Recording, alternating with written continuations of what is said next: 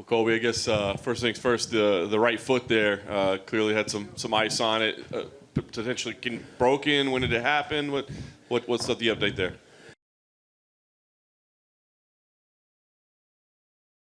And on his knee, and I felt it just explode right away. So it's probably broken. I have to get an X-ray when I get back. But you know, I was fighting for something bigger than myself tonight. I was fighting for all the people that keep us free here in America: first responders, law enforcement, military. So this was something bigger than myself. I wasn't going to quit on them. Yeah, I got clipped in the second round, but I'm going to keep fighting and keep coming forward. I'm unbreakable. You can't stop me. Yeah. I was going to ask you, what is the emotion like right now? Obviously, you came up short. You didn't get the result you wanted, but another incredibly, close fight, another great fight against a top individual that I'm sure you can be proud of the performance. So what's the feeling right now? No, I'm definitely not proud of my performance. I should have won that. It was laser thin again. I honestly thought I had it 3-2. And it was very close. He clipped me. I clipped him a couple times. Whatever media reporter in here to say I went for 11 takedowns and had unsuccessful attempts, fake news. You guys do real journalism. That's why you guys aren't journalists. You don't have journalism degrees because you put this fake news out. I obviously took him down. So I broke that stat. So you can't ever hype him up anymore and say he's never been taken down because I took him down. So, I think we have unfinished business. I'll go 5 more rounds out in the parking lot right now, and I'm serious about that. I will see him again. I'm not done with him. I'll fight whoever it takes to get back there. I think the most logical step is the heated rival with me and my old roommate, Street Judas Masvidal. He should probably pull out of that fight with Leon Scott, and we should just run it. Let's run it in the first quarter of the first part of the year, and let's do it, man. That's a heated rivalry, man. He talked so much shit in the media and said so many things about me. Look at what happened when he fought Marty. He got dusted. I mean, if he fought me, he would get dusted even worse, and it wouldn't be competitive. So I just want to hold these people accountable for the way they run their mouth in the media, and it makes sense. And if he goes ahead with that Leon Scott fight, then Hunter Campbell, I just pray to you, please, God, don't cut him after that 3rd loss in a row. Save him around. Let me be the one that ends his career. So you'd still fight him even if he comes up short in that one? Yeah, just because it's such a personal rivalry. He said so many things about me in the media. He said I was a fragile guy. The guy's the most fragile guy on the roster. Look, is he awake yet? I mean, dude, he got dusted, dude. Unconscious, dude. You'll never see me in the octagon like that. And I'm getting better every single day. You haven't seen the last of me. I'm going to get that UFC title. I don't care who I have to go through, what I have to do. I know I'm the best fighter in the world, and I know I'm going to be able to claim that gold someday. Yeah. I know you mentioned thinking you had 3 rounds of 2. I imagine that would be 3, 4, and 5. So I just want to ask you about 1 and 2. It seemed like you started maybe a little slow or maybe a little less volume. Was that by design, or was that just something that kind of played out in the opening 2 rounds? Yeah, I came out a little sluggish. Didn't get to my volume, didn't get to my pace like I normally do. I was trying to see what he was working with and what he was going to come at me with, but I still thought I was right there. I didn't think that he clearly won 1 or 2. I mean, maybe 2 because he clipped me, but 1 was very close. I don't know how you could just outright give it to him. So it was a very close fight. Whatever judge put it 49-46 is out of their fucking mind. Yeah, and obviously this has been a very heated rivalry, but it looked like you did have a couple of words of respect at the end of the fight. I'm just curious if you could share kind of what the conversation was. I can't respect a guy like that. I mean, go look on YouTube. The guy dissected everything that, he cheats on and everything. And you see those injection marks all over his stomach. The guy's not a clean fighter. I'm a clean fighter. I'm raw American steel and twisted sex appeal. And I did this the hard way. I'm a kid from Springfield, Thurston, Oregon, and look at me. I just sold out sold out Madison Square Garden, 4th highest gate in the company's history. The pay-per-view numbers are astronomical. Take one guess who did all that. That's me. I'm the one that sold this event. I'm the one that put all this asses in the seat. Whether you love me or hate me, you came to watch me tonight, and that's not debatable. Nice. Last thing for me, clearly you want to see him again. Do you think a fight with Masvidal is enough to do that? Do you think there might be some more work? Where do you think the path is for Colby Covington from here? Yeah, I think a fight with Masvidal gets me right there. He was just a top contender before he got beat 2 times in a row. So you guys put a lot of hype on him that he was this superstar and he's unbeatable and these crazy knockouts and he's just no one can beat him. So that fight needs to happen, man. He talks so much shit. And ran his mouth so much, and just the personal rivalry and just the heat on that fight. There's not a lot the fight like that in the UFC. The way the UFC can sell that, so I'm just begging Hunter Campbell, I'm begging Dana White, please let it happen. Whether he pulls out of the Leon Scott fight, We could do it the first quarter of next year. We could do it in Miami, man. Let's go to Miami. You know, we got the best governor in the world, Ronnie DeSantis. And let's run it in Miami, man. Let's see who's the king of... I know I'm the king of Miami, so if he wants to come step up, you know, I want to punch him in the face for his ex-wife, Maritza. I know she wants to hit him in the face, so... You know, he's got some alimony to pay in the meantime, and, you know, he's a dirtbag, so let me finish that guy. Colby, over here. On this side. To speak to that takedown record that you were just talking about, Daniel Cormier actually said that's 2 when you took him down, so I would assume you would agree with that. 100%. It was obviously a takedown. He was on his hands and knees. You know, I came around to the back. I had the body lock. I obviously got the 2-point takedown, so... Whatever journalist is in the crowd saying that it was unsuccessful on every attempt is obviously not a journalist. You know, you need to go report on something else because you know nothing about MMA. Your eyes are blind, and you should probably get them checked. Hey, Colby, right here. Didn't go your way, but the crowd in New York, quite a few fans for you. Can just put into words what it was like to come out to Madison Square Garden and get that kind of reception? It was incredible, you know. I said all week about, you know, all the people that have headlined this place, Muhammad Ali, Rolling Stones, Hulkamania, you know, and now Colby Covington. So to have a sold-out arena like that and just so many of my close friends that came, you know, Candace Owens, Jack Owak, Bang Energy, you know, and Well came out to support me from Miami, you know, famous Spanish rapper. So it was incredible, man. It's just, it was electric in there. You know, you could hear the people, you know, in the crowd going crazy the whole fight. So it was amazing. I'm just a kid from a small town in Thurston, Oregon. No one makes it out of that town and goes big. So for me to make it out of that town and be where I'm at, I'm undeniable. You guys can say whatever you want in the media. I'm undeniable. There's no doubt I'm a star in this company. I'm one of the biggest draws, if not a top 2 or 3 big draw in this company. So I got unfinished business, and I'm going to keep working. I'm going to get back to the grindstone as soon as this foot's healed up. And you haven't seen the last of me, I can promise you that.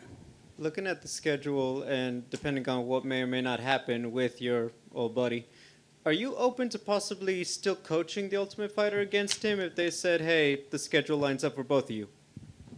Absolutely. I think that would be an honor. And what better way to have a heated rivalry like that on the Ultimate Fighter? So I think it sells the show pretty self-explanatory in itself. And you know, it'd be an honor to be a coach. I remember growing up watching the show, and I was a big fan of it.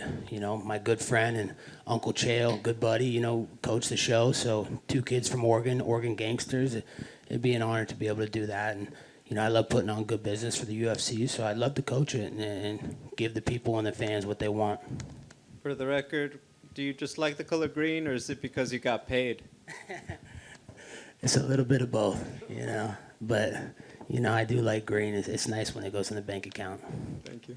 Colby, to go back to Tough there, I mean, is that something in terms of timing that you'd want to do? Because it takes a while to film that show, to air it, and I feel like over the past few years you have lost a lot of, you know, opportunities in terms of time off and stuff. Is that something that would come into play if that opportunity came around, not wanting to sit out for a long time again?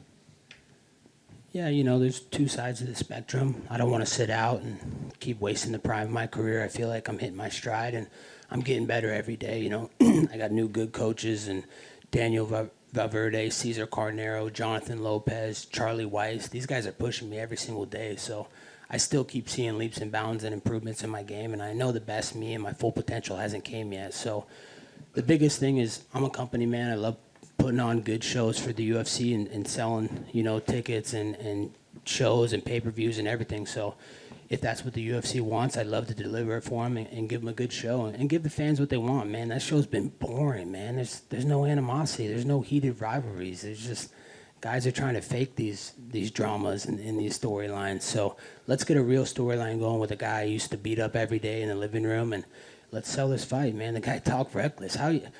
Where's the street car going to be if he ducks me his whole career? Because that's what he just did. Ever since I beat Woodley, he was sitting out. He didn't want to fight me, and there's a reason why. So if he doesn't come out and fight me, he lost all his street cred, and he's a bitch. And I guess if you do have a broken foot, that could, you know, fit in the time frame in terms of recovery, right? Or you could do the show while you heal up. Yeah, we could do the show while I heal up. I don't anticipate it being more than 4 weeks, 6 weeks at most to heal it. So I think the first quarter of next year is a good time for me to come back and fight. And hopefully it lines up for when he wants to fight again. And last thing from me, you set up media day in terms of the first fight. You didn't feel like your coaches at the time were giving you the correct advice between rounds. You mentioned the breathing thing and all that. How do you feel the feedback was and the directive you got tonight differed?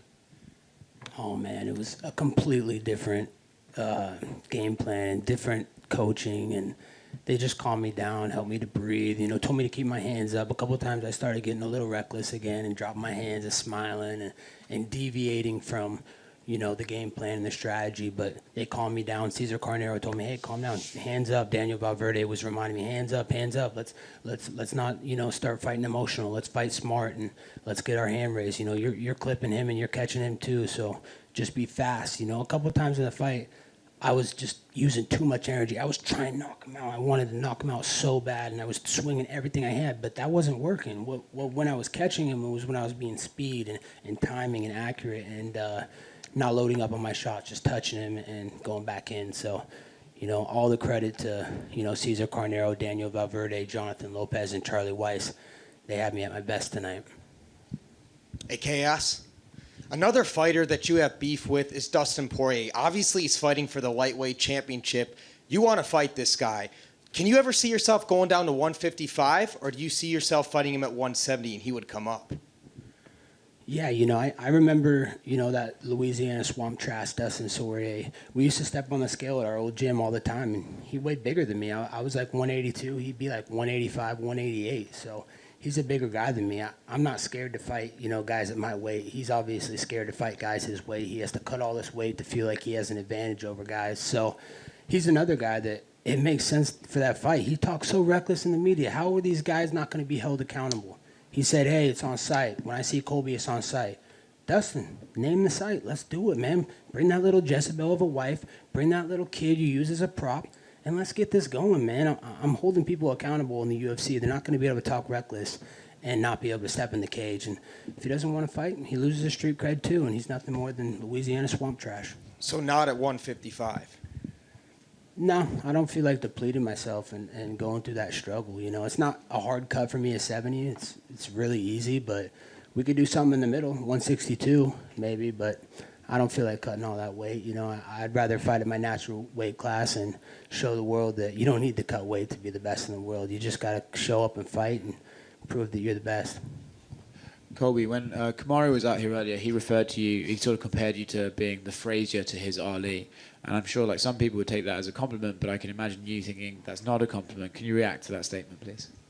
Yeah, that's definitely not a compliment, He's a cheating coward, I have no respect for that guy, He's obviously a cheater. He's cheated in multiple fights. I mean, he was holding my glove tonight against the cage. In the first round, I shot a takedown, and he went bomb twice to the back of the head. And, I think Dan Mergliato is top 3 best refs in the game, but I told him before the fight, I warned him, hey, do not let this guy hit me in the back of the head. And he did right away. If you go back and look at the footage, he clearly the back of the head. And when you hit someone in the back of the head, man, it definitely dazes you real quick. So, that caught me off guard. And just more tactics of him cheating. You'll never see me cheating or, trying to cheat. So it's just got an unfair shake again. But, I still think I got the job done. But I promise you ain't seen the last of me. Colby, 20 years from now, when we're talking to our kids and grandkids about the greats that have participated in sports here in Madison Square Garden, what are you going to tell them what Colby Covington did on this day at MSG, and how will we tell them to remember this fondly? The beautiful thing about, my performance and my body of work is I'm not the one that has to tell them. They can go look at the footage. They can go look at the tapes.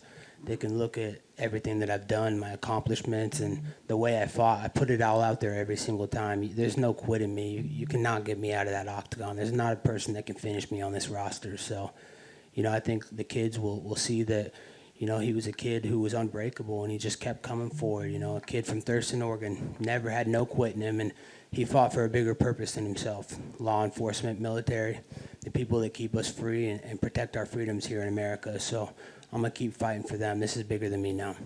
Tonight you used Kurt Angle's old theme in the WWF, and you seemed to get a kick out of the chant that people were associating with that theme song. What was going through your mind when they were chanting that, man? Man, every time I hear the crowd saying, you suck, it's such a freaking humbling experience. It's It's beautiful. I love it. You know, it just they're playing right into my game. You know, I have everybody right where I want them. They're in my trap, in my web, and it's just beautiful. You know, I would never have used that song if I didn't, you know, personally ask Kurt Angle, and he gave me permission to use that song, and you know, just to recreate these moments and get the crowd into the show. They were a part of the show tonight. You know, they were screaming. You know, some of them loved me, some of them hated me, but they were entertaining, and they got their money's worth tonight, and that's what it's all about here at the UFC is giving the fans, you know, a show for what they're paying for. They're paying their hard-earned money for this, so it was amazing. Loved it.